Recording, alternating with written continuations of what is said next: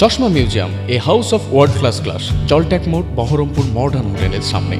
মুখ্যমন্ত্রীর মুর্শিদাবাদ সফরের ঠিক পরের দিনই পূর্ব ঘোষণা ছাড়া বহরমপুরের একটি বেসরকারি হোটেলে পৌঁছান রাজ্যের খাদ্যমন্ত্রী অশোক কীর্তনিয়া এবং মন্ত্রী গৌরীশঙ্কর ঘোষ।